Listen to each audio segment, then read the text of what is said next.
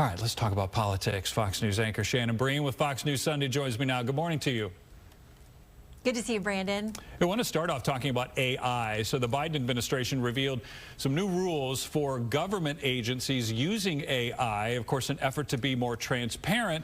But a lot of people, especially in the tech industry, are wondering how much government involvement in AI do we need here? Yeah, and that's such a tricky question. They've been debating this in Congress in a bipartisan way. What comes next? Have we had too many things sort of, out of the gate that we cannot bring back at this point?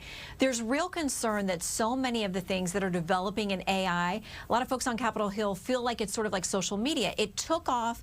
It got growing and tentacles into families, homes all over the country and around the world before lawmakers ever thought about how do we put some kind of boundaries on this or some legal limits.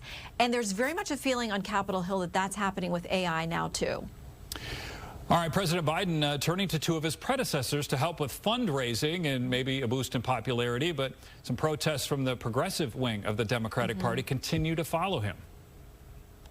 Yeah, Brandon, this is showing up everywhere that the president goes on the campaign trail. He's hearing from a lot of folks who do not like how he is handling the relationship with Israel, what's going on in Gaza. So again, protesters last night at a place where the Biden-Harris campaign says they raised north of $25 million. But they're very aware that wherever he goes, he's going to hear this from the more progressive wing of his party. And it really does look like it's impacting his relationship with Prime Minister Netanyahu. There's clearly some daylight between them. One of our guests this weekend is GOP Senator Rick Scott, who's just back from meeting with Netanyahu. So we'll talk about that relationship as it becomes increasingly strained. All right. Also, you're going to talk with a filmmaker. Is that right? We are. Kingsbury, if people are familiar with her, she's sold millions of books. She's a New York Times bestseller, and she decided to turn one of her books into a movie years ago. It is hitting the big screens next week, and the crazy thing is it could be ripped from the headlines. It's about a family that uses IVF to get pregnant.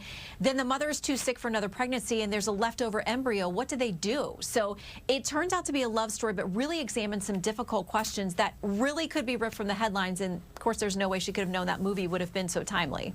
All right. Looking forward to it. Thanks, Shannon. We'll see you then. See you Sunday. All right. Fox News Sunday with Shannon Bream airs right here on Fox 4 Sunday morning at 8 a.m.